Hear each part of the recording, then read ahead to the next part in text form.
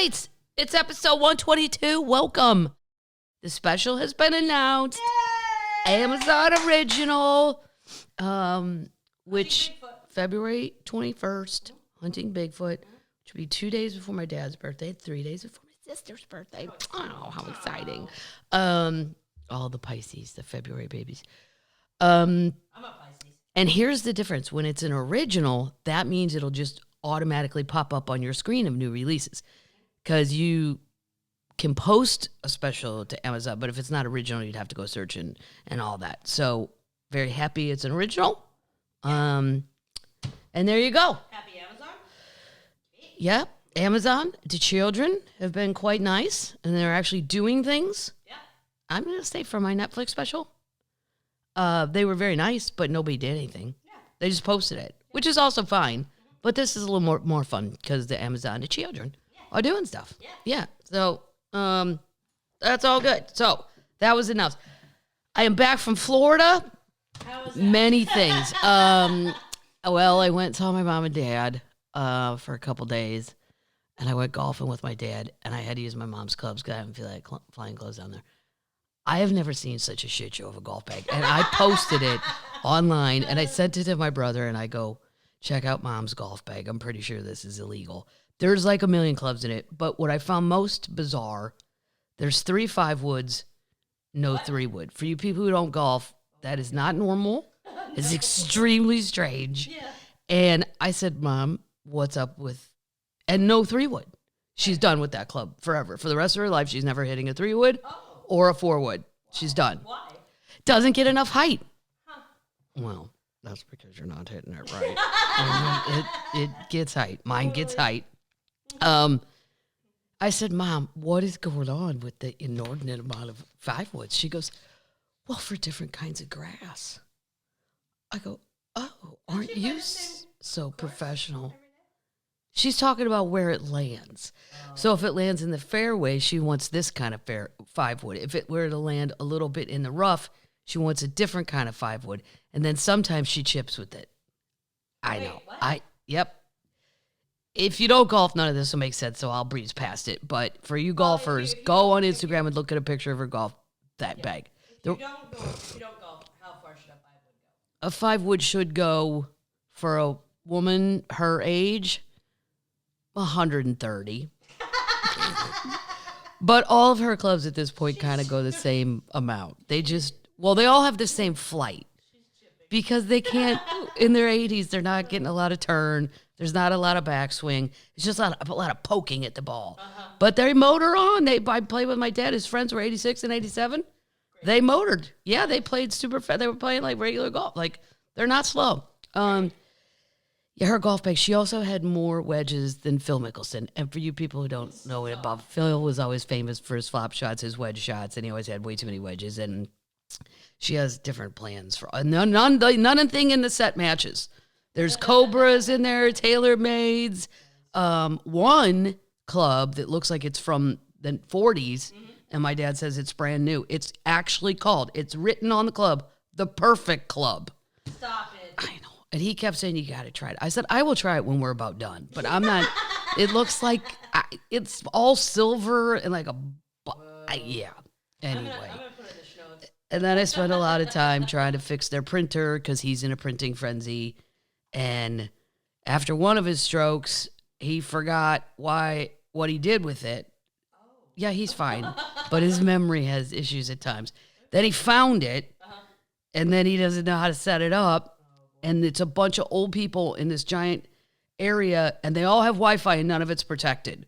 So when you join, you're joining everyone. And then it spits it out, and then it kicks it back. And you're actually printing another. And I'm like, what is it you want to print? You're actually living this progressive commercial. What are you? Stop printing. Right. Why the printing frenzy? Yeah. And it's a long story, but he wanted copies of health cards. And yeah, I said, Dad, it's all in your phone. Right. If you got an email with a picture of your health card, if you were to have to go to the hospital, show him your phone. Yeah.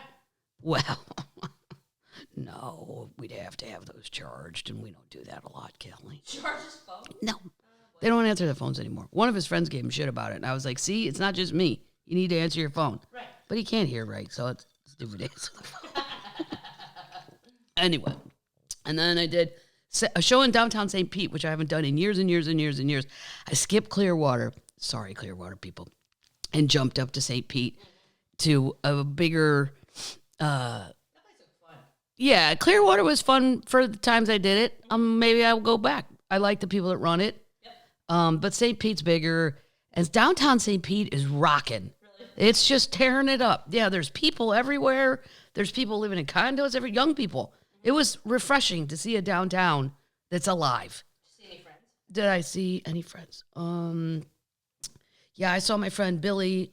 He works for the Toronto Blue Jays. Nice. Yeah, it's very exciting. And then I have a joke about fat coaches and in the NFL, right? And then he brought his two friends, and one guy's the physical therapist, and she's the dietitian, so they're in perfect shape. They're adorable. Billy is more like us. Like, he's probably should lose, 10, 15 pounds. And he's like, that fat coach joke, that is totally me.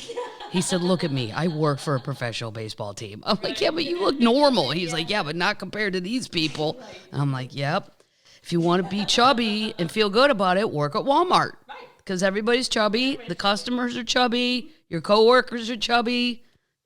Everybody's chubby. So, and then I did Orlando, the Hard Rock. That was wonderful. But I had a little problem getting in the back gate because security. Yeah, and then they told me this story. Well, Dave Navarro, they weren't going to let him in because he didn't have his driver's license. And I'm like, well, maybe you guys could get with security, and then we could all come to our own show. Yeah. Just saying. Because you're basically on a lot, right? You're on the Universal lot, so there's sound stages, and I get it. Security can't know everybody in every stage, but they do get a little control freaky. Really? I'm not blaming the venue. I'm blaming security. Okay. They get super control freaky, where they can't just...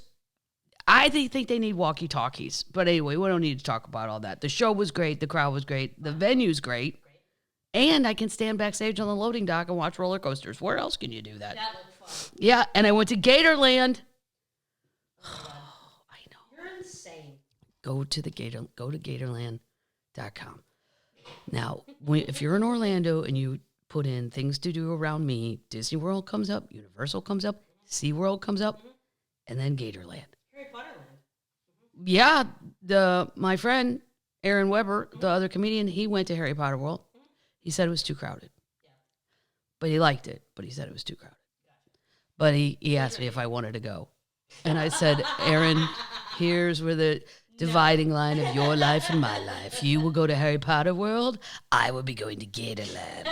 Well, I will watch people zip line over an alligator-infested pond. Totally. And I will be drinking a beer, and for $32, there's a chance I could see someone eaten alive. Awesome. The ultimate insurance claim. I love Gatorland. And people that live in Florida love Gatorland. That'll tell you how good it is. It's actually, I think, $35. But if you buy online, you get $3 off. And kids are the same. Kids are 31. But there's millions and millions of alligators. I posted videos. They have snakes in their thing, the glass cages. And I hate snakes. I'm terrified of snakes, but I like to look at them. But I also felt like some of their snakes, I'm like, I could get you a better copperhead from Missouri. Yeah. And I could get you a better timber rattlesnake. Yeah, they were kind of small. Yeah. They had bobcats that were spooning. It was the cutest thing ever. 2 bobcats. Oh. Yeah, they were spooning in their cages, taking a nap in the sun. They have a serval. They have giant tortoises. They have a train that goes around. They have snacks. But I could sit there and watch the alligators all day. I was sad I had to go to work. Oh. Yeah, but if you're ever down there, if you're ever in Orlando, I'm just saying, I bought a T-shirt. Pretty psyched about that. Right, they funnel you out right through that gift shop, and don't think I wasn't mesmerized by everything in there, all of it. And then a bunch of termites. This is stuff I'm gonna hit pretty fast because we got a lot of stuff backstage.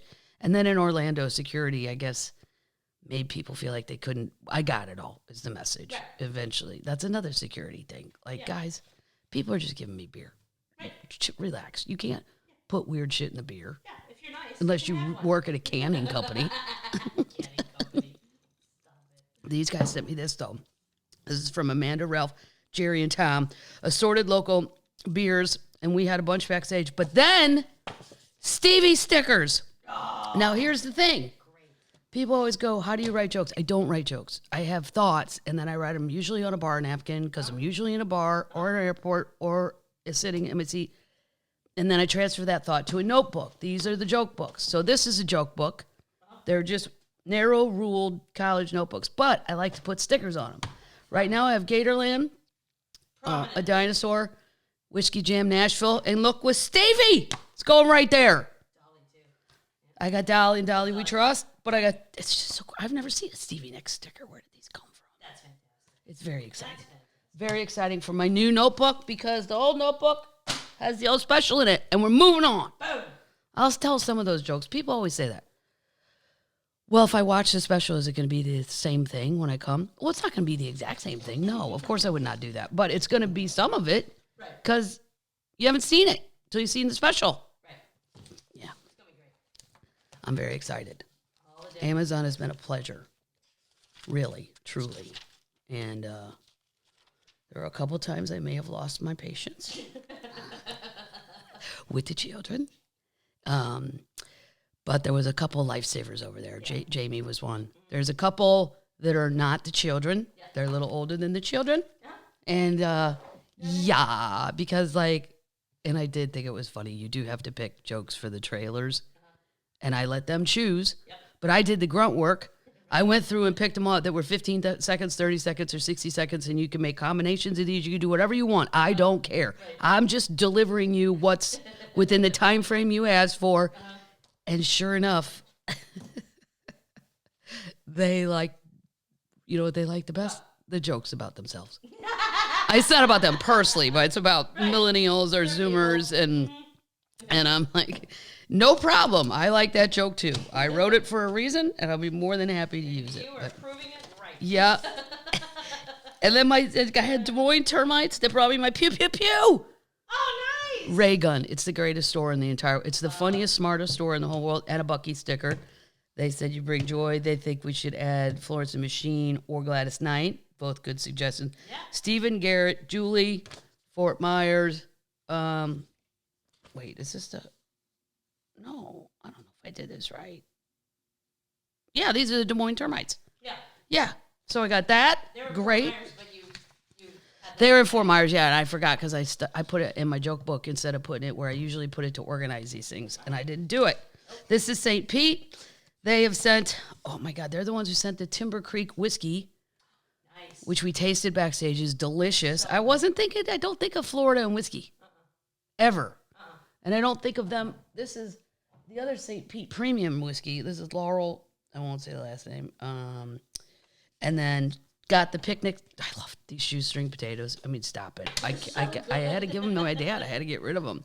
Here's some hard, healthy things, Dad. Eat this thing full of shoestring potatoes. He don't care anymore. That's so good. So we got that. And she brought these Lay's things. They're sweet and salty dip clusters. Now, I think Lay's, you're going outside your lane, Lay's. Yeah. I don't think this is, it's kind of wet.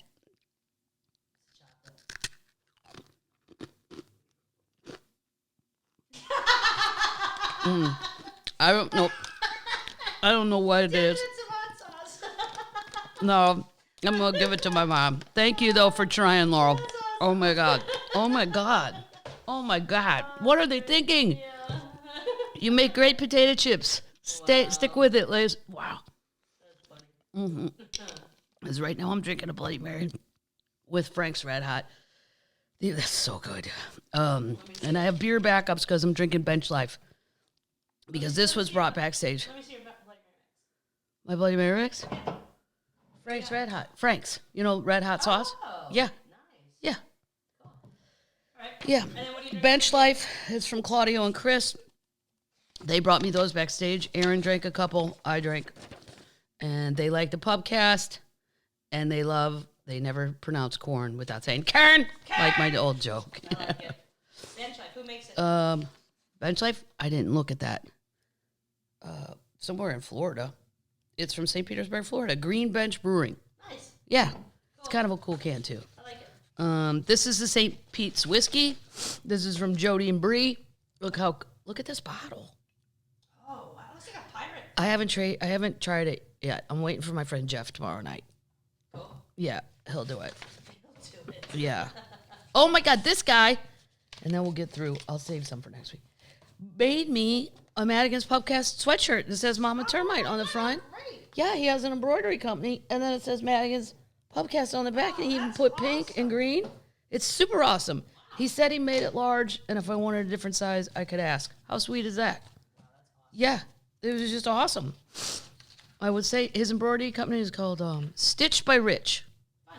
Voodoo Donuts came back. I tempted Aaron, the opening act, because he's always trying to lose more weight. He goes, the old me would have gone right in the middle of all that. I didn't know they had voodoo. I thought. Who's it from? Brianna. I thought voodoo was only in Portland. Why do I think that? They're all over the place now. I didn't know that. Erin brought me some Merle Norman because she heard the story about the primer busting through my face on the special, and I looked like a White Walker. I could have killed that person. It's probably the closest I've been to actually losing my shit. Wow. Yeah, well, we had 10 minutes. We have 2 shows. I can't be back here for a whole nother hour next time. So that's Aaron. So I'll try the Merle Norman. Beers from Megan. Oh, Megan and Katie brought me goldfish. People don't understand that, like, when you're stuck on a flight, because when I left Tampa, here's one. Have you ever heard of this? We experienced a frost last night. So in Tampa, we don't have any de-icing equipment. I got there at 5. I got up at 4 to get to the airport. Because you got to keep first flight out. That's my law to live by. Versus other comedians. I mean, like, what time are you leaving? About 1. I'm like, oh my God, you may never get home. They don't care. No. I'm like, and my friend Greg Warren never leaves any town before 2. I'm like, 2? Yeah. I'm already home. I've done things. I've restarted. I've watched a football game. I've made bets. I've fed baby cat. They brought me goldfish, anyway, the Tampa airport said, we don't have any equipment for any of that, so we're going to have to wait till the sun comes up. Stop it. I thought I was being punked. And then it flew out of my mouth. I didn't mean to cuss. I go, well, what fucking time does the sun come up? It was just such a bizarre statement. And some guy next to me, he goes, 7:20. I go, how'd you know that? How do you know that? It's on my phone. Like, well, I know you can look at your phone, but the announcement had just been made. Yeah. And I guess he looked. And, yeah, so I rebooked myself on a Southwest flight. Boom. Because the Atlanta flight I was going to miss, and there weren't any more till like 4 in the afternoon. Because I'm like, could we do a GoFundMe? Right. Do you need an ice scraper, Tampa? How about a hot hose? Yeah, you don't need a truck. You don't need a truck. No, just like a fertilizer. And it was up to the pilot's discretion. And I was like, he was already in the plane. And I'm like, oh, come on, buddy, let's be risk takers. Yeah. The lady next to me was like, I would prefer to not fly if there's ice on the wings. I'm like, I don't give a shit. Stop it. And this is the last thing, though, because I got so much stuff. This lady brought me a rock owl. She said, I hope this owl gets to you. Well, it did. This is from Nancy. It's from the town of Dandelion, Florida. The town where a couple, a husband and wife, went to the Capitol riot. Yes, I live 4 miles from this distinction. They're on trial now. From a termite of Georgia humor. Never heard you talk about owls, but it's cute. It's very cute. Yeah, it's cool. Very cool. All right, we're moving on. We got what we're drinking. I didn't taste the hot sauce from St. Pete. It looks extremely hot, and I'm not just saying that. It's called Hot Sauce Tampa Bay Company. I love hot sauces. This one. Whoa. Beer. It's good to lose weight because it's so hot. You won't eat a lot of whatever you're eating. It's good. It's just you have to do that in very small doses. Tiny doses. Tiny doses. So many things, termites. This is an action-packed week. I feel like the last 2 podcasts, I wasn't really... Well, I felt like I had a cold, too. I'm finally getting over it. Whatever's going on out there that's on planes or whatever, it's not that it's that bad of a cold. It just won't not go away. Yeah. Where's And, you huh? Where's you out? It wears you. Yeah, you get tired. Like, I get all wound up, and then about 2 o'clock, I'm like, yeah, I think I'll have a nap. Like a baby. It's baby time. So many things, though, but I also feel like the world didn't start cranking until about a week ago. People coming back from whatever. So, we're going to start. Oh, wait, what am I doing? this is not in order. Oh, my God. Where's my Queen news? What the? I didn't bring up my Queen news. Shit. Well, I did. Do you remember it? Yes, it's Stevie announced her own dates. Cool. We can put it in the show notes. Shit. That was my only Queen news anyway. Stevie announced a bunch of tour dates on her own, not with that man. And that man, also known as Billy you-know-who, there's a bunch out there, but all I kept thinking is, oh my God, I would kill myself if I was her agent. Because she'll have like a date with Billy Joel, and then there's a month off. She clearly told them, you need to build me a tour within this tour. Right. And I'm sure they were like, oh my God, get out the buzzer map. Yeah. Turn it on the wall. So where can we go between Seattle and Phoenix and then find something that suits her? I mean, it had to be the hardest puzzle ever, but they have figured it out. Yep. So for Queen Stevie fans, she is back out there without him in between these gigs. Nice. Because, even, which other comedian was saying it? My friend Michael Somerville. Yep. I would see Michael as a Billy Joel guy. And he was like, no. He goes, I'd rather go see Stevie. Because he's New York. Yeah, because Billy's New York and Michael's New York. I thought, he's probably on Team Billy. Right. And you can be on both teams, but Billy Joel's fine. I don't have anything against him. I hated the Uptown Girl era where he lost his mind because of Christy Brinkley. But other than that, his music is fine. I just don't want to pay the price to see both of them when I don't really care if I see him. Right. And now Bruce Springsteen's out. My friend Brian's going. He did invite me, and I'm like, I took my little brother when he was in 8th grade. Him and I took 2 of his dipshit friends in St. Louis to the arena because they wanted to see Bruce Springsteen. And I said, the great thing is I was only, 21, and I worked at a restaurant. I had money, but I didn't have good money. Okay. So I couldn't afford good tickets. They were okay. Well, almost nosebleeds. But they didn't know that because they'd never been to a concert. So they don't even know they're in shitty seats. So that was fine. Great. It's all I could afford. But Bruce Springsteen had played, and it was a school night. It was like a Thursday. And he had played for like 2 hours. And it's fine. I mean, I like some of his songs, but not like Brian, my friend Dorf. Like, no. Like, he's like, that's his Stevie. Right. Well, really, the Grateful Dead's his Stevie. But after the 2-hour mark, Bruce Springsteen goes, are you ready to keep this going? I was like, no, I want to go home. These 3 kids are jackasses. They're falling asleep at this point. They're only 12. I think they were into it for like initially the first 5 minutes where it was really him. Yeah. He's really there. He's the guy they see on MTV. But those Bruce Springsteen tickets are crazy. They're really crazy. And I'm going to go over a Ticketmaster thing next week. Oh, And you're going to get a little inside scoop on what's going on with all this insanity. Okay. And really, You gonna talk about Tay-Tay? I'm going to talk about Tay-Tay's debacle. Yep. Update! Whoa! We're starting. Whoa! We're starting. Well, you know what? We'll do a trader one. Okay. We're starting with the trader. The man who propped his feet up on Pelosi's desk. Remember that guy? Yep. He had pictures of himself everywhere. He's an Arkansas quote, crazy man, according to his lawyer, his own lawyer. He was convicted Monday. Oh. Yeah, hold for this. Okay. This guy seemed like the ultimate douche-a-rooney. I mean, there were a lot of people up there that I think got caught up in stuff, but this guy, you could tell. He just had douchebag written all over his head. Douche-a-rooney. Jury unanimously convicted Richard Beagle Barnett on all 8 counts of his indictments, including felony charges of civil disorder and obstruction of official proceeding. I had to read a different article. He could face up to 20 years in jail. Okay. He's not been sentenced yet. Him lounging at Pelosi's desk made him one of the most memorable figures of the riots. The day, blah, blah, blah, we know all that.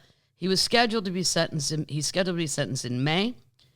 They want him in jail while he awaits sentencing, but the judge denied that request, so he will remain free on certain conditions. He testified that he was looking for the bathroom inside the Capitol when he unwittingly entered Pelosi's office and encountered 2 news photographers. Bullshit, there were 2 news photographers just hanging out. Or maybe they were hiding. Maybe. I would be. He said one of the photographers told him to act natural, so he leaned back in a chair and flung his legs onto the desk. Did it dawn on you that what you're doing could cause some trouble? The defense attorney asked. And he said, I was just in the moment. I was kind of going with the flow at this point. How do you not realize what you are doing? No. He had a stun gun tucked into his pants when he stormed the Capitol and invaded Pelosi's office. He took a piece of her mail and left a note behind that said, Nancy, Bigo was here, punctuating the message with a sexist expletive. He called her a bitch. I read it somewhere else. Before leaving the Capitol grounds, he used a bullhorn to give a speech to the crowd, shouting, we took back our house and I took Nancy Pelosi's office. That's all on video. Oh, my God. Mm-hmm. Wow. Videos support Barnett's testimony that the crowd pushed him into the Capitol as he approached the entrance, causing him to briefly fall on his knees as he crossed the threshold. We have no choice, he shouted. Whoa. Uh-huh. Okay. After the police ordered him to leave Nancy's office, he realized he'd left his American flag behind. Body camera showed him shouting at a police officer in the rotunda. He wanted to retrieve his flag. Wow. He also faces charges of entering and remaining in a restricted building or grounds with a deadly or a stun gun with spikes concealed within a collapsible walking stick. Jesus Christ. He's a retired fireman from Gravette, Arkansas. I've been through Arkansas many times, and I do not know where that is. He said he regrets coming to Washington for the Stop the Steal. 2 years of my lost life. 2 years of lost life. Misery for my family. He planned the trip for weeks and came prepared for violence. His own attorney told jurors he was just a crazy guy from Arkansas who didn't hurt anybody on January 6th and could have harmed anybody with the stun gun device because it was broken that day. Well, I'm sure he didn't think it was broken. No. And then he sarcastically said, it's the most famous case of trespassing of all time. He had a history of arming himself at political demonstrations. In July, they said a 911 caller reported that a man matching his description had pointed a rifle at her during the Back the Blue rally. This is the irony with these people. Right. You're at the Back the Blue, you say you support the cops, and then you just ran all over the Capitol Police and shot at them, and law enforcement ultimately goes... He was also at the 2022 Save the Children rally where a caller said he had weapons. Save the Children? Well, this is what happens when you retire too early. Wow. You start, 62's too young. You don't have nothing to do.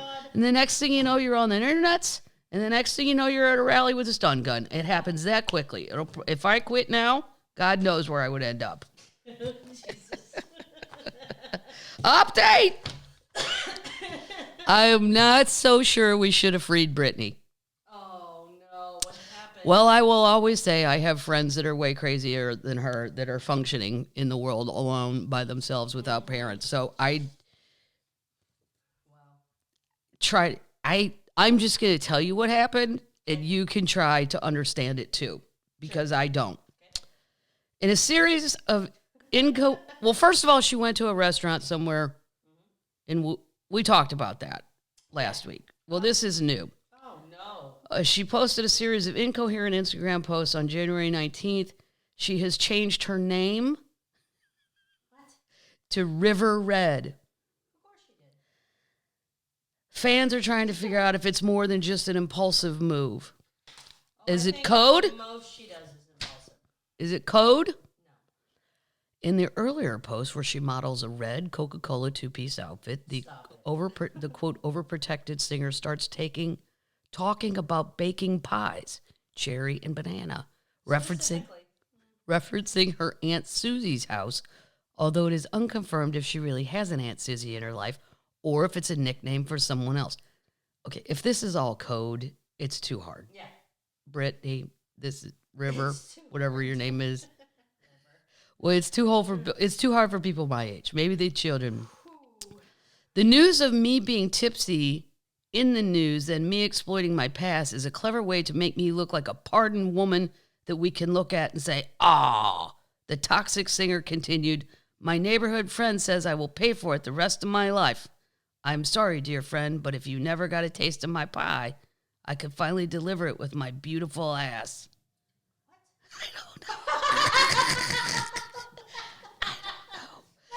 She's posted cryptic messages about pie before, including one from November 21st where she discusses Christmas, church, and the only women who live by tradition are the ones who cut, in all caps, the pie, in all caps, to a T. I'm serving pie this year. Oh, my God. Unbelievable. Adding more fuel to the fire, she said, I think my ignorant ways of trusting these trustees might have to look nowhere else, not in an ice bowl. An ice bowl? I don't know what that means. Or to show relevance. Huh. It could be a reference to her younger sister, Jamie Lynn Spears, who just dropped out of the Special Forces World's Toughest Test. I saw the ads for that. And she's in it. Oh, reality show where she wanted to prove her worth. The ice bowl reference may be something linked to her new husband, Sam Ajagari, who recently made a bunch of posts about taking ice baths and was connected to a recent incident where Spears, and then the next post was even stranger, and then I'll stop. Hi. Oh, I changed my name to River Red, yet the fire is where it illuminates, she elaborates, to stare at it and jump in it with no fear at all. And then she said, now I have to find my fork. For the pie. Yeah. Okay. Oh, my God. There's a film from 1998 called River Red. And it's where a son kills his alcoholic father to end the cycle of violence. Oh. Let's put the children on it. Maybe it's a shout out to Come on, kids. Young people. She don't like her Dita. Go figure out why she changed her name to River Red. Or is this all just the ramblings of a crazy person? I don't know. Yeah, I think Possibly. Yeah, I think it is. Maybe. It's all right, though. Whatever. She's allowed to be free. So it's I have friends that are nuttier. And they're out there running around doing comedy, having a blast. Doing comedy. waiting tables. Mm-hmm. Update! Oh, my God. Oh, no, this is a good one. River Red. There's so much this week. I feel like the world woke up again. It's been slow lately. Elizabeth Holmes. No! I know you love it, Babs. Oh, It's not going to stop till she goes to jail. You're going to have to tolerate it. This is crazier. She tried Elizabeth Holmes. One last con. You know, for this. Theranos. Go ahead. Thank you. I have my bench beer back with me. This is a wonderful Bloody Mary. Thank you. You're welcome. Thank you for making it very hot. Spicy. Gotta blow your cold out. I know. The horseradish will do it. One last con. Theranos fraudster Elizabeth Holmes tried to flee to Mexico on a one-way ticket after being convicted, prosecutors claim, as they urged the judge to lock her up by April. Now, in typical rich white person fashion, she has been convicted, and they let her stay out till April 27th because she might be having a baby. I watch those prison lockup shows. There's all kinds of women that have babies in prison. Yep. This is the rich white girl bullshit, and rich being the most thing. Yep. She's got enough money to keep her ass free till she has this next baby. Right. This ticket, I'll just read the article. Well, I don't even have to read it all to you. The ticket, they're not saying exactly when it was purchased. Well, I'll read it. She made an attempt to one-way ticket. Prosecutors made the dramatic claim in a court filing on Thursday, opposing her request to remain free on bail as she appeals her conviction and 11-year prison sentence. Hang on a sec. Probably a private jet. It had to be a private jet. And the government, I looked all this up. The government did, she had to surrender her passport. Right. But she said, so the defense is, her attorneys are saying, well, she didn't even have a passport. She doesn't fucking need one. No. You get on a private jet and pay somebody in Mexico and say, let these people off the plane. Plus, you could get a fake passport. Right. The fact that she surrendered her passport means nothing to me. You who also buys a one-way ticket to a wedding. Unless you're going to kill everybody at the wedding and then take their stuff and live there, you're coming back. This was, they claim that she bought it before the decision was rendered and the verdict, and that she was going to go to her friend's wedding in Mexico. I call it the fake husband. He did leave on these tickets. The fuzzband, right, fake husband. The fuzzband, he was gone for 6 weeks. Now, what kind of dude does this if you're really in love with somebody, A, and you're really in love with somebody, and she's pregnant, B, you just leave for 6? It's all such a straight. Here, hold on. The government, by the way, found these reservations that she made, so she put it on a real plane, not a private plane. But that doesn't mean you're not just getting on the private plane, and the government's chasing that other one. These are like, I am not a good ID channel shit. I'm not a good criminal. Right. I can't think like that. But I can think when I see in front of me, oh, this is a trickaroo. I watched enough Law and Order. She had reservations for a flight on January 26, 2022, with no apparent return ticket. The lawyer said, well, she booked it before being found guilty. Okay, but then you just never canceled it? Yeah. And he went ahead and flew anyway? The hope was that the verdict would be different. She'd be able to make this trip to attend weddings of a close friend in Mexico. Come on. Uh-huh. She never can't. None of this was even known about till the government found out and went, hey, what the fuck? Right. Well, what the hell? He claimed she forgot to cancel the flight reservation amidst everything that had been going on. The only time the government raised this unauthorized flight was with Defense Counsel when the trip was canceled. He did leave the country, only returned 6 months later, flying back from Cape Town, South Africa.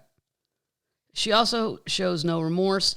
So this is how she shows no remorse. This second update, but it's the same one.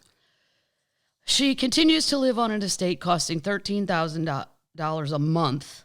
This is this Billy guy. He's the hotelier. Yeah. I didn't even know that was a word until I read it. I'm a hotelier. They said she shows no remorse for the victim. She's living on an estate costing $13,000 a month.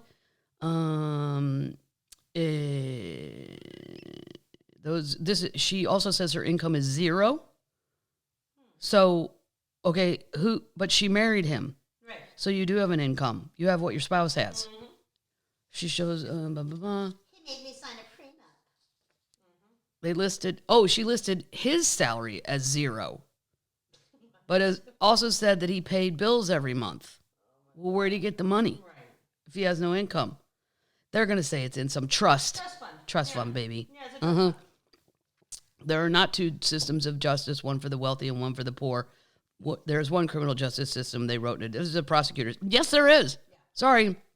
But there totally is, or she wouldn't be out running around right now doing whatever.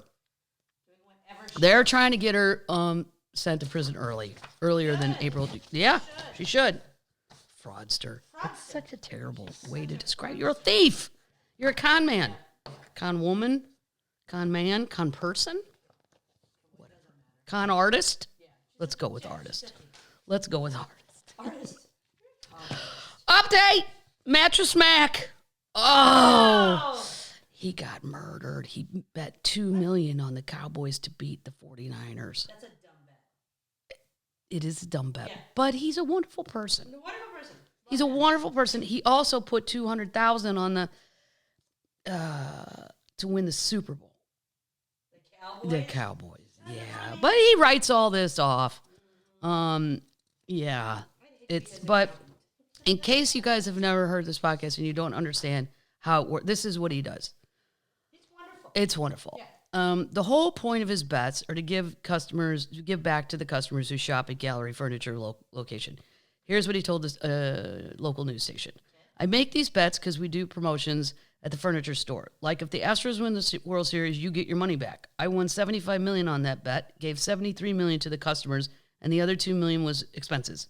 It enables us to run these great promotions. People love them, especially with local teams like the Houston Astros and the Houston Cougars. We're having fun with these sports promotions. They work very well, and it makes us relevant as a furniture store. He also recently bet $15 million on the TCU Horned Frogs to defeat Georgia. And if you didn't see that game, no, it was embarrassing for the Horned Frogs. And I love the name Horned Frogs. I would have all their merch. And they're purple. It's funny, and it's purple. Mm-hmm. It's just fun. But I had also seen Georgia. And the problem is, if you're not in the SEC, these teams can trick themselves into thinking, well, you are really good over there. Right. But wait till you get over here. Right. Oh, just embarrassing. Though, if I was Mattress Mack, I'd have sat out on that Cowboys bet. Yeah, I mean, No. have you seen Dak lately? Come on. Well, Dak did not play well. No. Somebody wrote on Twitter, people are very, very funny. There's a video going around on Twitter where they said Dak Prescott, 3rd and 10, and it's a video of a baseball player, a third baseman, and he scoops up a ball and he throws it to first, and it's so off target it hits a ump in the head and floors that guy, but it's like nowhere near first base, right? But they were right. But one guy wrote, the fact that Jerry Jones gave an interview first before the coach and before the players after the loss to the 49ers, that tells you all you need to know about the Dallas Cowboys. It's all about Jerry Jones's ego. Yes. And they have Dak Prescott for 2 more seasons. I looked it up. He got $160 million in 2021 for 4 seasons. He's going to stick with them, though, because Jerry's ego says he can't be wrong. That maybe Dak wasn't the guy he thought. Maybe. I mean, the Cowboy fans. I saw one, and I don't think this was fake. It's on Twitter or Instagram. A dude in Texas is in his house, regular, normal house. He takes the TV off the stand, and his friends are like, no, not the TV. This is after they lost. Yeah. And he throws it on the driveway, front first, the glass part. Then he gets in his truck, and he backs over it twice, and it spit out under the tire. And I'm like, oh, my God. Oh, my God. But first of all, I was like, did you really think they were going to win? I bet a lot on San Francisco. Yep. Brock Purdy.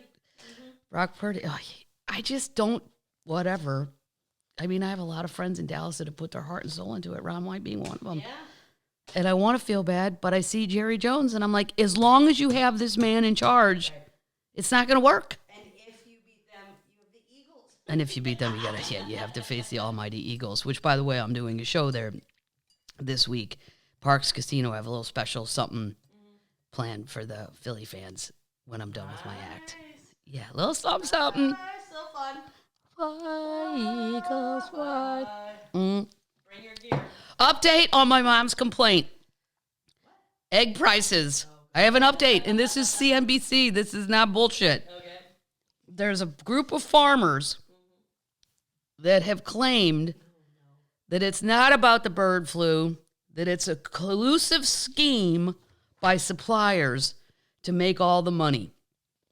Egg prices have jumped 60% in 2022, and I can prove that because I have to hear about it every other day from my mom. Here's what's weird, though. It has not been reflected in my prices at Waffle House. True that. No. Went to Cracker Barrel, same prices. Yeah. Just saying. This one group, and they filed a complaint with the government.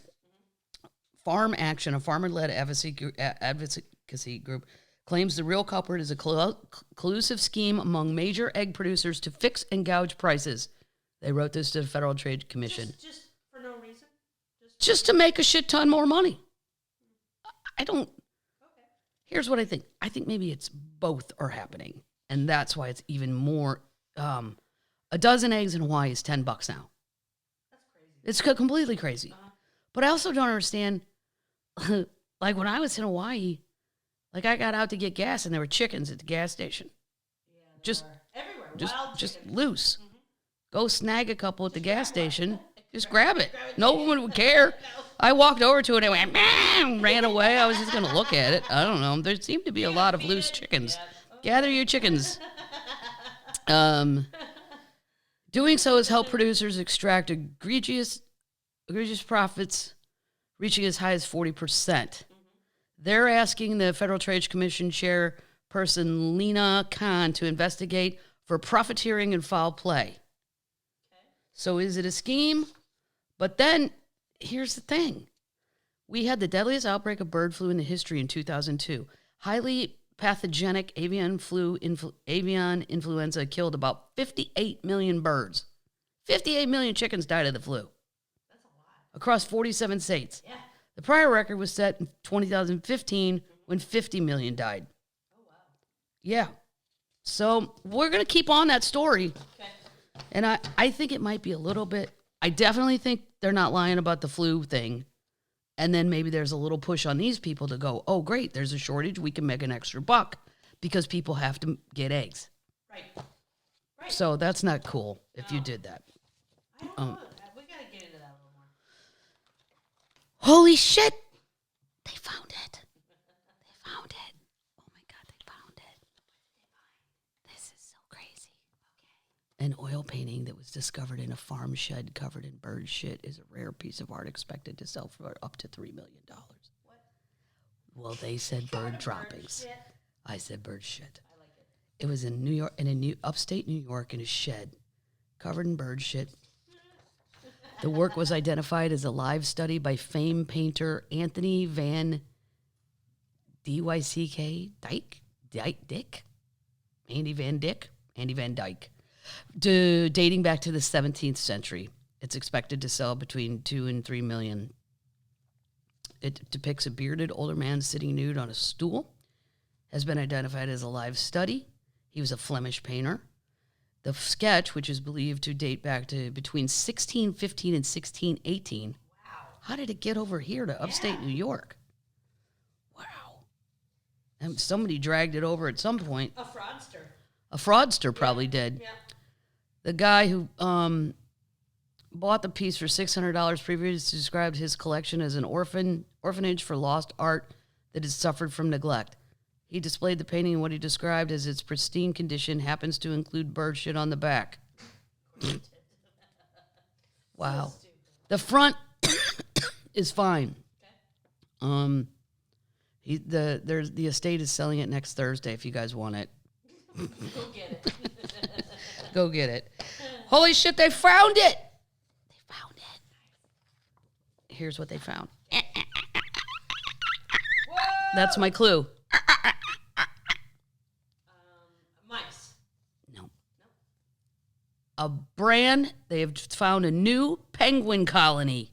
You think a penguin sounds like that? Yes, I watched the whole thing on Delta about penguins. Wow. Okay. They must have been sick penguins. It also sounds a lot like my dolphin impression. Yeah. Yeah. A little bit. It's all right. There are more than 60 known emperor penguin colonies living on Antarctica's coastline, but more than half would have remained undiscovered if they hadn't been spotted from space. Satellite imagery has helped detect 33 of the 66 groups tracking the birds. They track their bird shit. That's how they track them. Oh. Yeah. Okay. Among the 66 is a new colony of 500 penguins, which has just been discovered at Vergler Point, West Antarctica. I don't know where that is. Nope. It's a welcome development given the species is likely to come under severe threat as the frozen continent continues to warm. Yeah, they're all going to die. Yeah. It's so sad. Emperor penguins are known to be vulnerable to loss of sea ice, their favorite breeding habit, and if this continues to diminish, the animals' numbers will suffer badly. Current climate models project that 80% of the colonies will be quasi-extinct by the end of the century. So awful. it's terrible sad. Especially because they don't bother anybody. Right. They just walk around, and they're cute as shit. Even under the best case scenario, with a global temperature increase of 2.7 Fahrenheit, they say the emperor penguin is expected to decrease by at least 31% over the next 3 generations. Wow. The satellite images of Antarctica's coastline have enabled us to find many new colonies. And while it's good news, like many of the recent discovered sites, this colony is small and in a region badly affected by ice loss. Yeah, I know. But it's a feel-good story. We found 500 new ones, and nobody even knew they were there. Great. Yeah. Yeah. It's a feel-good story. Holy shit! They found it. I had to Google, do you know what a runestone is? No. Me neither. Nope. But I do now. It's early etchings in rock, man-made, that also are the very beginnings of the Germanic alphabet. Oh. Yeah. Okay. Archaeologists in Norway said Tuesday they found a runestone which they claim has the world's oldest sayings. The inscriptions are up to 2,000 years old and date back to the earliest days of enigmatic history of runic writing. The flat square block of brownish sandstone has carved scribbles, which may be the earliest example of words recorded in writing in Scandinavia. It said it's among the oldest runic inscriptions ever found, the oldest database runestone in the world. Wow. This will give us a lot of knowledge about the use of runes in the early Iron Age. It may be one of the first attempts to use runes in Norway and Scandinavia on stone. Huh. Older ones have been found on other items, but not on stone. The earliest runic find is on a bone comb found in Denmark. They said that maybe the tip of a knife or a needle was used to carve the runestone. The runestone was discovered in the fall of 2021 during an excavation west of Oslo, and then just unveiled it all. So that's why we're finding out now. Wow. So there you go. You can go look at a picture of that in the schnotes. Cool. Yeah, it kind of just looks like hieroglyphics, except without the animals. Huh. Yeah, it's just letters. Like Ogham stones. Ah. Yeah, except not as pretty. Gotcha. Yeah. Okay. Moving on to news. All right. The oldest person in the world has died. Oh. Yeah. How old? She's a French nun. Oh, okay.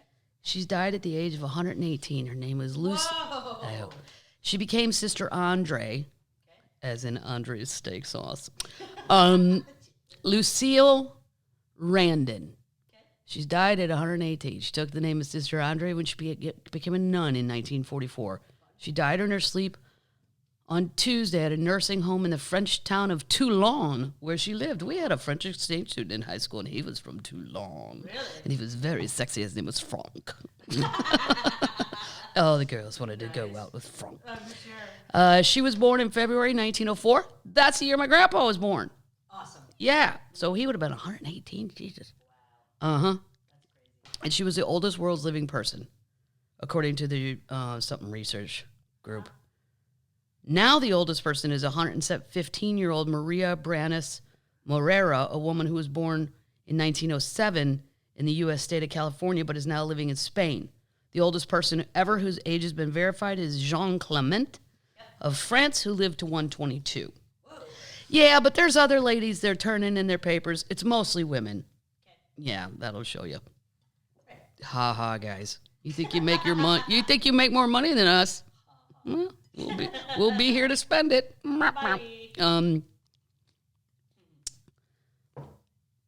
Here's the oldest women right now. Maria Branis Morera, 115. She's Spanish. She's the newest, oldest person. Okay. But there's also women like in Africa and Jamaica and South America, and their relatives are like, she's 142. Yeah. And then like, prove it. And they're like, well, we can't. We didn't have all that back then. Right. So these are just the ones that have documentation to back it up. Gotcha. The next one is Fusa Tatsumi, Japan, 115. Also 115. Fusa. Eddie Cicerelli.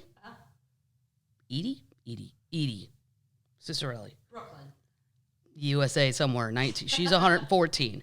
Tokumito Itoka, Japan, 114. I hope so. A Brazilian, Ina Canabaro, 114. Whoa. Hazel Plummer, coming in with a really American name. She's from USA. And then Kimikoto Ono, Japan, 114. Okay. Why isn't anybody looking into that? Why? Because I have more about the top 5 oldest people, and 3 of them are Japanese. Clearly, they are doing something way right. Yeah. And we aren't. Uh-huh. And then it's like Spain, Italy, Jamaica.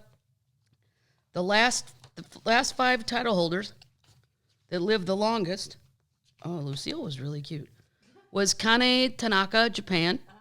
Uh-huh. She lived to be 119. Okay. She just died not long ago. And then Chio Mayako, Japan.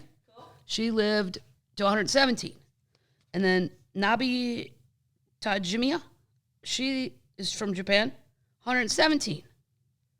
I mean, what are they eating? Obviously sushi, fish. The latest lady. This lady, yeah. Well, I'm going to tell you about her, a little bit more about her. Yeah. And then Violet Brown from Jamaica, she lived to 115. Okay. And then Emma Martina Moreno, Italy, she lived to 117 as well. And then the oldest person is Jean Clement. Okay. This nun drank wine every day. She worked till she was 108. Wonderful. She worked in orphanages and all this stuff. I think I have that article.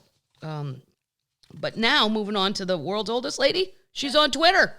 Stop it. Maria Branis Morera. She's the oldest living person, and that's a lot of birthday candles. Tweet her.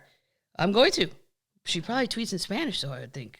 I won't understand it. Conchie will help you. Her Twitter bio reads, I am old, very old, but not an idiot.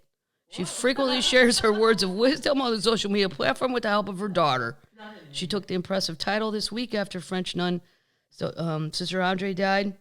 She was a San Francisco native. She was born in 1907 after her parents immigrated to the States. However, they returned to Spain 8 years later, settling in the northeast region of Catalonia, where Morera still lives. For the past 20 years, she has lived in Residencia Santa Maria del Torre nursing home. She's in good health and continues to be surprised and grateful for the attention. Wonderful. Yeah. She had a husband. He's dead. 3 kids, 11 grandkids, 13 great-grandchildren. Wow. She had COVID, and she was the oldest person to have COVID, but she was derailed by the nun. She got COVID and didn't die either. Whoa. Yep. She got on Twitter to say, life is not eternal for anyone. At my age, a new year is a gift, a humble celebration, a new adventure, a beautiful journey, a moment of happiness. Let's enjoy life together. And let's go follow her on Twitter. Okay, great. Maria Branis, what did I say it was? Maria Branis Morera. Okay. We'll put it in the show notes if you want to follow her on Twitter. Why wouldn't you? News. All old people and cheap people. Cheap. Or shall we call them, what's the other word for cheap that people like to? Frugal. USPS stamp and price increase. Oh, no. Oh, man, I can't wait to put my joke up about that. Price of stamps is increasing. It already happened this Sunday. Really? For the third time in nearly 17 months. Yep. How much? A letter is now 63 cents instead of 60. And that's when all these poor ladies that work at the post office are going to have to listen to all these people bitch. Well, what about my old stamps? Do you sell 3 stamps? Do you send 3 cents? How many of those? Well, what if you change it again? And then What am I supposed to do with this? Then there's a coin shortage. Oh, my God. Now, what if you own the Forever stamp? Remember those? Yes. I don't know. We're going to put my joke in here. I don't need to do the joke. Okay. But I think it's a wonderful service for a cheap price. I just don't use it that much. I don't really mail anything anymore. Right. Or if I'm sending stuff to the kids, it's usually something I would UPS. Yeah. You know? Yep. They started selling Forever stamps in 2007, and they were 41 cents. So if you bought those, you're saving 22 cents with every letter you mail after Sunday. You imagine how happy those cheap people are going to be. Oh, yeah. If you have Forever stamps that cost 50, you'll save 13 cents with the old stamps. Oh, my God. The costs are increasing for other carriers as well, and said the increases will impact consumers if businesses don't change their current shipping processes. Customers are going to see higher shipping costs or slower delivery options with the business. Here's what I will also say about the post office. In my entire life, I've never had anything lost in the mail, and there were times I wish shit would have gotten lost in the mail. Yeah. Every time the IRS has mailed me a hateful letter, it got here, goddammit, it got here. Yeah, their efficiency is remarkable. Yes. They do need, I think, to modernize. Yeah, and the people that work there, they've got it down to a science. That's when people bitch. I'm like, when was the last time your mail was fucked up? Right. Never. No. That's the answer. No. Do you like mail? Do you care? You can live on a float in Alaska. Kids like mail. They're the only people that really like news. This is amazing to me because I do not care. I like them both. Okay. People are in an uproar because Culver's, which is my mom's favorite fast food, and at the lake, well, we go through these phases where my dad's going to eat heart healthy. Well, it lasts for about 3 weeks, right? And then the bacon sandwiches come out with mayonnaise on white bread and roast beef. Yeah. Oh yeah, he goes right back. Whatever. He's never fat. It's just his heart. So when we're in heart healthy mode, if my mom wants Culver's, we have to sneak because he'll get sad if he knows we went. You got sneaky burgers. We have sneaky butter burgers. Don't tell your dad. don't tell your dad. He'll be so sad. I go, well, you better get some mints because we smell like butter burgers. Anyway, I love Culver's. I can't speak highly enough. The kids love it. But they're changing all their products from Pepsi to Coke. Okay. There's a lot of people that will or will not put up with one or the other. True. I like them both. When people say, do you care? No, I think Pepsi's sweeter. Yeah. Coke's more, I prefer a Diet Coke, but I like a Diet Pepsi. Yeah. But people are pissed. Frozen custard and burger change Culver is switching from Pepsi products to Coke, and Pepsi fans are not happy. This is in progress and will take time as our nearly 900 restaurants located in 26 states make the switch. Oh, they're from Wisconsin. I didn't know that. They're founded in Wisconsin. They added that their signature root beer, Dr. Pepper, as well as its sweet and unsweetened teas will remain unchanged. The chain, known for its butter burger, so good. So they're keeping Dr. Pepper. Yeah. Which is Pepsi. Is it? Mm-hmm. Dr. Pepper's Pepsi. They're well known for their cheese curds, bacon deluxe, which comes with 2 strips of bacon, 2 burgers. Cheese curds? I never saw their cheese curd in the lake. Doesn't have that. Apparently, Wisconsin ones. Probably. You got to go up north. Yeah. Mm-hmm. Yeah. Fans of the chain, particularly in the Midwest, are furious about the change, which is now reflected in pictures on its website, and also hundreds of angry comments flooding Culver's Facebook page. Wow. It's always been my favorite place to eat. This is totally ruining it for me. Switching to Coke, come on. Here's the other thing. I'll bet you $100 if you walked into Culver's and you were going to sit down and eat, because me and my mom go in because we can't take it home because we're sneaking. I think if you asked for a cup of ice and brought your own soda, which my mother would never be afraid to do, nobody's going to say nothing. As long as you bought something. I mean, I'm not encouraging that. You're not stealing. Right. You're just saying, I'm not buying that soda. I have one. How about that? We live in a cooler. How about that? During the first 9 months of 2022, Coca-Cola had about 40% of the U.S. retail market share by volume, followed by Pepsi with 29%. That's crazy. Well, the Mormons have the Coke. Pepsi. They have Pepsi? I know, I was getting confused. Yeah. They had a vision. I thought they had Coke. No. Are you sure? Yeah. Look it up. Coke is so Atlanta. This was my, we don't need to do that because I already did. News! Good news, bad. This is a good news, bad news story. Okay. Toadzilla was found. What? Yeah. Toadzilla? Toadzilla. Okay. Australian park rangers say Toadzilla could be the world's largest toad ever. Wow. That's cool. I had no idea that Australia has a cane toad problem. I don't know what a cane toad is. I've been there. What is it? I'm going to tell you. Okay. But I didn't really go out in the outback. I wish we would have had time, but I couldn't. I had to work. Okay. I went to Sydney and Melbourne. There was a comedy festival and all that. And then my one brother lived there for a while, so met him in Sydney. Mostly cities things. I didn't get to go to the outback. Yeah. I would like to. Okay. I don't know. It's so far. Can't I just go to the zoo and pretend I'm in the outback? That is not the spirit. No, it's not the spirit. No. I know. Would you not go to Ireland and just go to a pub? No. If I went to Ireland, would I just go to a pub? No, but it'd be the first place I went. Instead of going to Ireland, would you not just go to a pub here? No. Yeah. No. Australian park rangers believe they stumbled upon a record-breaking giant toad in the rainforest, deep in the rainforest. Dubbed Toadzilla, the cane toad, an invasive species that poses a threat to Australia's ecosystem, was spotted by shocked park ranger Kyle Gray during a patrol in Conway National Park in Queensland on January 12th. They caught the animal and brought it back to their office where they weighed it. It weighed 6 pounds. Wow. That's more than probably baby cat weighs. The Guinness World lists the record one at 5.8 pounds, a 1991 record set by a Swedish pet. We considered her naming Connie after the Conway National Park, but Toadzilla was the one that kept getting thrown out there, so that kind of stuck. It was euthanized. They killed it. Oh. I know. Why? They said due to its ecological impact. The usual fate for toads across Australia. Here's why. Cane toads were introduced to Australia in 1935 to control cane beetles and other pests, but their population exploded with no natural predators. They have become a threat to Australian species, Nolan said. Anytime you bring something in from not where somewhere else to kill something that's here, it always ends up dominating. Yes, yeah. It's the nutria in Texas. Yeah.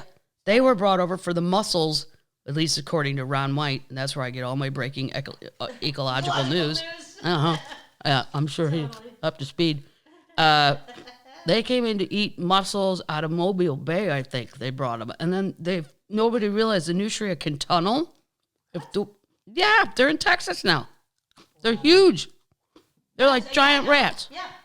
I've seen pictures. I heard one jump in the lake.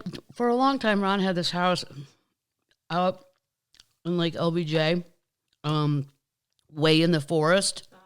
It was scary. Like one night, a rattlesnake dropped from a tree in our fire pit area. What? Yeah. He was way out. And then I heard this thing after the snake incident. I was terrified. I heard something that sounded like maybe a 300-pound man if he'd have done a belly flop off a dock. And I just looked at Ron and I said, what the fuck is that? He goes, oh, it's just a nutria. They love diving. They're like 5,000-pound giant water rats, but their faces are kind of cute. And I said, do they hurt you or do they? He goes, no, they don't do nothing. Wow. Anyway, so that's just another example. When you bring something in that's not from there to do something, it usually backfires. Okay. A female cane toad, like potentially Toadzilla, would lay up to 35,000 eggs. What? So their capacity to reproduce is quite staggering. Yeah. And all parts of the cane toad's breeding cycle are poisonous to Australian native species, so prevention is a big part of how we need to manage them. His body was donated to the Queensland Museum for research. Here's my thing, though. It's not cool, though. Why couldn't you keep her at one of the zoos? Right. She made it that fat, that big, and she's alive. Right. Be nice. You didn't need to kill it. I disagree. I agree. I don't think that was cool. No, you don't have to put it. It's just unnecessary. Right. You don't have to put it in with other things. Just give it its own thing. Oh my God. I like it. Oh my God, people. Yes. Here's again where we're going to use the word fraudster, and it makes my head want to explode. That's stupid. Mm-hmm. Everybody remember the Fire Festival? Yeah. Everybody? There were 2 documentaries on Fire Festival. Watched them both. Yep. They were both great in different ways. Agreed. I don't remember what they were on. Watched them during COVIDius, I think. One was Netflix, one was Hulu. By the way, what are we watching? I only have 1 episode of Hunters left, and I'm so sad. Oh, the Hunters. I'm saving it for tonight. Hunters with Al Pacino. Yeah. He plays, you think, an aging Jewish man who's hunting Nazis. Don't give me any more. He's hunting Nazis. It's like in the 70s in the United States when they were still plenty alive, and they're going all over the world to hunt them. Okay. I think I've talked about it before, but that's mainly what I've been watching aside from sports. And I don't have a news show. And 1923 has taken way too many time out. We'll have a new episode on February. You cannot do that. Yeah. You can't just not come on for 3 weeks. It's bullshit. Right. I mean, I'll watch, but you're going to lose people like that. You will lose people. They don't want to compete with football. They don't want to compete with football? Right. That's just stupid. We're all not watching it in real time. No. Release the hounds. Release the episodes. God damn. Totally. I only get so many nights at home to catch up on all that stuff. All right, the Fire Festival. Okay. The guy, his name was Billy McFarland, which is my mom's maiden name, so it made me ashamed that Billy is a McFarland. Okay. Anyway, fresh off 4 years in prison, barred from ever serving as a director of a public company, buried beneath $26 million in victim paybacks, which he will never do. No. Billy McFarland, founder of the fraudulent Fire Festival, wants to make a comeback. I was talking to somebody, and they're like, yeah, you can crawl in a hole and die, or you can go try to make something and do something and just not, promise results. Said in interview on NBC News. This is where I stop and go, NBC News? No. Why are you talking to him? Right. No. He's full of shit. He's been full of shit since the day he could sell something. He will be full of shit till the day he's dead. Right. You are giving him credence. Yes. It's not news. Nope. You're just helping the guy. He went from obscure New York City entrepreneur to world-renowned fraudster after the collapse of his festival. Became a cultural moment. An event promoted on social media and we all, if you know the story, he told these people all this shit was going to happen on this island, and he overcharged them, but it was rich kids buying it, and the bands weren't even that good. Blink 182. Whenever I think of Blink 182, I think of my friend Scott, and he was like, "Will you go to Blink 182 with me?" I was like, "All right, okay." Like, I only knew like 2 songs, but he really didn't have anybody to go with. And then we got there, and they had a parental beer garden. Me and Scott were the same age. Like, he said, I go, "Hey, Scotty, do you care if I go to the parental beer garden with the other parents?" Yeah. And he was like, "Oh, I'm going to look like a pervert." I go, "You always look like a pervert." Right. So I went to the beer garden and had drinks with the other parents. And my friend Scott, anyway. You're going to 182 and you're 40. His new venture, hide your wallets if anybody hits you up, for a new company called Pirate, except it's spelled Pyrt. Oh. He launched it on social media in October. He's kicking things off by hosting a remote island extravaganza. He insists it's not a festival, although a slew of influencers and creators. The purported tropical experience will include virtual reality technology that the company says will allow users to participate and control what happens on the island in real time from home. If it sounds familiar, some are already ringing the fire alarms. Get it? Fire festival, fire alarms. NBC News spoke to 2 of McFarlane's associates who were wary that his new adventure already shows similarities to his previous ones. Billy is Billy. He's using different words, but he's telling the same thing. So-and-so said. The similarities are there around the vague, mysterious promotion. It appears to be an exercise in smoke and mirrors, buzzwords, and empty promises of lavish trips to the Bahamas. Totally. And the Bahamas aren't going to have him back. He fucked over all those people down there. All of them. Yep. Bigly, as Trumposaurus would say. Bigly. Mm-hmm. Just beware. I could keep reading. It's just gross. And he made a video. I watched it online, and he's just like, "Here's what we're going to do." And you're going to, and none of it really makes any sense. I want some reporters like to keep track and go, okay, he owes $26 million to people. Who are those people? Right. And then I'm going to call those people every 6 months and see if he has been paid anything back. No, he's not. Okay. He's not doing any of that. I think we're going to end on a feel-good story. Okay. All right. I mean, this is good for the pig. The pig. Okay. Just every once in a while. And I know we have to have butchers, and I eat bacon. So, I'm not saying, let me get out in front of this. My butcher guy in St. Louis was one of my favorite people. I'm not against butchers. You had a butcher. That's good. Yeah, well, you got to get your pork steaks cut right. It's pork steak. It's a St. Louis thing. Okay. Most people don't understand it. No problem. And I can't explain it to you. Go to St. Louis and have a pork steak sandwich. And that does not mean a pork steak that's thick, like Lou orders in restaurants. They're thin. Yeah, and so you want to go to a butcher and get them cut right. They're great. Anyway. I don't know why this makes me happy. Just because once in a while you want the underdog to win. Struggling pig kills butcher at slaughterhouse in Hong Kong. Stop. Whoa. The pig won. Wow. That's awesome. A butcher died while trying to slaughter a pig in Hong Kong on Friday. The 61-year-old butcher who worked in Xingxi slaughterhouse on the city's northern outskirts, close to its border with mainland China, was knocked to the ground by the struggling pig and sustained a wound from a 15-inch meat cleaver. The butcher had been about to kill the pig, which he had already shot with an electric stun gun, but when it regained consciousness, it knocked him over. The colleague found the man unconscious with the cleaver in his hand and a wound on his left foot. He was taken to the hospital and later certified dead. The police said the cause of death is yet to be determined. The city's labor department has launched an investigation. We will complete an investigation as soon as possible to identify the cause of the accident, ascertain the liability of the duty holder, and recommend improvement measures. We will take actions pursuant to the law if there's any violation of work safety. the city offered its condolences to the man's family and his statement. You know, just every once in a while, it's like Shawshank Redemption. Yeah. Every once in a while, you want the little pig. The little pig one.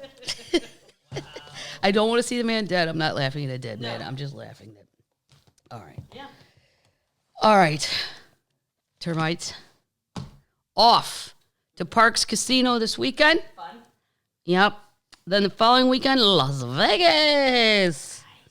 Yeah, and then Scottsdale. It's a double casino weekend. The Mirage, if they're still calling it the Mirage. I got to look it up because it was bought by the Hard Rock. Is it still the Mirage? Mirage online. Okay. So it's still the Mirage. That's great. And then Scottsdale, Arizona, Talking Stick. Talking Stick. Yep. And then I don't know. I forget. Nashville. Ryman. The Ryman. We're selling great tickets there. There's still wing ones left. And I know people always, because I go to the Ryman all the time to see shows, and people are like, well, the ones on the side, yeah, but it's comedy. Yeah. Yeah, it's fine. You can sit anywhere. It's fine. New Orleans. 2 shows. We added a second show. Thank you, New Orleans, because the first one sold out at the Joy Theater. The Joie. Yeah. I love New Orleans. I'm totally going early so I can get all my haunted tours and everything. Yeah, I could be in their cemeteries forever. They're really cool. Now the one, though, that Marie, what's her face? Laveau. Marie Laveau, the famous lady. Now you got to pay to go on the tour. You can't just... Not that I don't want to pay somebody. I'll give somebody the money, but can I just go on my... Yeah, I don't want to... Yeah. No. Well, I don't mind the tour, but I've done it. So I'm good now. Can I... Yeah. I like the tour the first time, but I don't... I wish they'd just somehow let you go in. But I think you can. I just don't think I know how. Every time I've gone, there's ticket holders and there's the tour, and I'm like, I don't have my... I don't have a... I didn't do it. Whatever. Yeah, and then after Nashville... New Orleans, Red Bank, Huntington, New York. That's a fun little gig out there. And then Memphis. That bar downstairs is super fun. And then Memphis, the Graceland Soundstage. It's St. Patrick's Day the night before, so I'm going to come in early and have fun in Memphis. I love down Beale Street. The music on Beale Street, to me, I'll take it. I shouldn't say it, but I like it better than Broadway in Nashville because it's more funk. Yeah, it's funk bands. I mean, I like country. It's fine. But I prefer, I've seen bands on Beale Street that have blown away things I've ever seen in my life. Yeah. Yeah. So there's that. Memphis. And I looked up this Graceland Hotel. It looks phenomenal. Yeah. I've never done this gig. Last time I did it was a while ago. Memphis just has never really figured out the good comedy venue. Like I did a venue there maybe 5 years ago, but it was like a rock venue. Oh, yeah. It was fine. Yeah, with Vic, my friend Vic. It was fine, but I had a great time. It just really wasn't. Nope. It was for like if Blink 182. Blink 182, or who's the other one? Matchbox 20. Like I would see that It's like a Basement East in Nashville or something. Yeah. So anyway, I'm very excited. There's a new venue in Memphis. All the comedians are excited because they're booking a lot of us. Yep. Everybody's very fired up. So shout out to the Graceland. Get some Central Barbecue. Mm-hmm. If there's any Memphis termites that have barbecue to suggest better than that, and yes, I am a hack tourist, and I will be at the Peabody to see the ducks come out of the elevator. I am not missing it. You can't. I've already done the historical stuff. Martin Luther King, where he was shot, and the whole deal. I've already done all that. But you can't not see the penguins come out with their penguin master. I mean, the duck master, and he's got his walking stick, and it's just phenomenal. It's great. Okay, termites, that's all we got. Countdown to the special. What is today? January, my phone's not even on. January 23rd?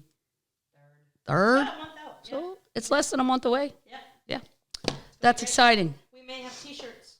We may have some new t-shirts on the way. It's very exciting. Maybe some stickers. The audio will not be available for a while because Amazon gets it exclusively. I understand that. Agree with it. But then when it is available, it will be everywhere you can hear stuff. Yeah. So that's enough of that. I'm going to go eat some picnic. Shoestring potatoes. That's the word I was looking for all this time. I couldn't think of it. Shoestring potatoes.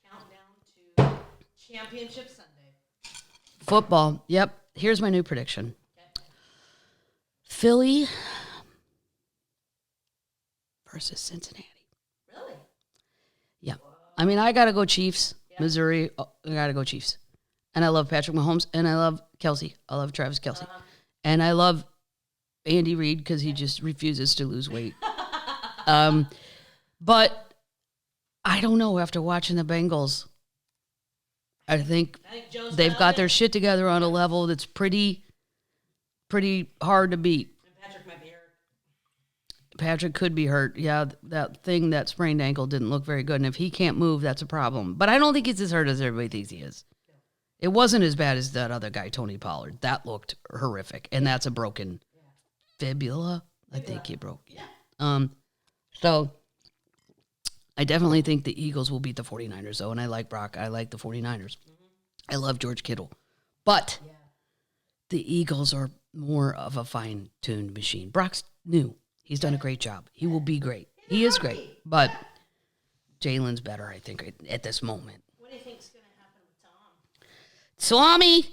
Tom? Tommy Brady. Well, it's the last thing I'll say before we tune out. If you hate football, turn it off now. I think Tom will continue to play. I don't think he'll give it up. Really? An inside source told me that he might be going to the Raiders. Whoa!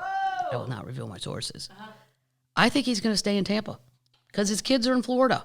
And they had a picture of him snooping around some private schools in Miami because that's where she bought the $11 million mansion across the cove from him. Yeah, with the so she could just taunt him with her jiu-jitsu, man, and get out on the thing and do your thing. I think he's going to stay in Tampa, but I don't know how you keep that coach because I don't think he's good. No. They fired all kinds of people, but not him. Nope. They fired the offensive coach and this and that. You got to, I don't know, ask Tommy, who do you want to coach? Right. He'll coach. Maybe he'll retire. Well, that's where it always gets weird when they're like, I'll do it. I'll do everything. You people are horrible. Right. And then it's just a mess. That never works. Yeah. I don't know. That's my prediction. He stays in Tampa. Okay. And he's going to get Gronk back. Yeah. I do. I think he's going to get baby Gronk back. Yeah. He needs his whoopee. Yeah. And Gronk can't get... and if Mike Evans is healthy, they need a better defense, though. They need a better offensive line. I can't have anyone touching Tommy. Maybe you should coach. They need a better offensive line. We have to protect him. He's 87. Come on. I don't want him getting hurt. And if he does, that's on you three fat guys up in this offensive line. You are not protecting the Saint Tommy. He's brittle. His bones are brittle. All right, termites. Ready? 1, 2, 3. You're going to be Valentine's termites soon. You're going to be Super Bowl You're going to be Super Bowl termites. Yeah. Even if you don't like the Super Bowl, put a bet in on a square. You might win some money. You never know. All right. There's always dips. You can do I'll make my cheese ball, make my rye dip. I might venture off and try to do this 7-layer Mexican bean dip. Whoa. Yep. Fancy. Yep. Give it to your dad. My dad, what is this shit? Are people really interested in eating this? Yes, Dad. Everyone except you, as a matter of fact. Everyone. Everybody likes Mexican. No, he's never had Mexican food in his life. He's never had Chinese food in his life. He's never had Thai food in his life. I swear to God, he will die. He will leave this earth, my dad, and he will never have had a taco. What a shame. Yeah. He has no interest in it. Tacos are so good. Or a burrito. I mean, he has gone to Mexican restaurants with all of us. Do you have a hamburger? Wow. Yeah, he gets a hamburger and fries. That's sad. It's just so close-minded. Yeah, it is. I'm like, just take a bite. Uh-huh. No. So if he won't eat Chinese, you can gather he hasn't eaten any other Asian food. Not sushi, not Thai, not Korean barbecue. No, why would you do that when we have our own? Because sometimes, Dad, it's fun to be diverse. Yeah. Eat other people's foods. Yeah. No, your mother's making a roast. I'm fine. Whoa. Roast beef, mashed potatoes. It's a Midwest delight. Fried chicken, spaghetti. My mom could only make like the same maybe 12 meals our entire life. But I liked them all, so I didn't mind. Right. But if you had a discerning palate, you would have wanted to kill yourself growing up in my house. Okay. Yeah, I mean, how much fried chicken? Can you eat? A lot. My mom's was great. Yeah. Ron's mom's is better. Really? Ron's White's mom makes the best fried chicken on earth. Yeah. My dad thinks he's super adventurous if he has a shrimp cocktail. Like, that's his idea of like, holy shit, I went way off the ledge there. Yep. And then every time if any of us were as adults to order oysters, he just sits there and goes, "You're willing to die for that, huh? You're willing to die today over an appetizer." I'm like, "Oh my God, Dad. Name one person you know that's died of oysters." "Well, I can't, but I can Google it and tell you all kinds of people that have. I don't know them because I don't hang around people who eat oysters, Kathleen." "Really? Because you're old friends? Your old meat and potato Midwest guy friends that are shoving cheese curds down their throat and you're all getting triple bypasses and..." Okay. Yeah. Good times. All right, termites, that's it for now.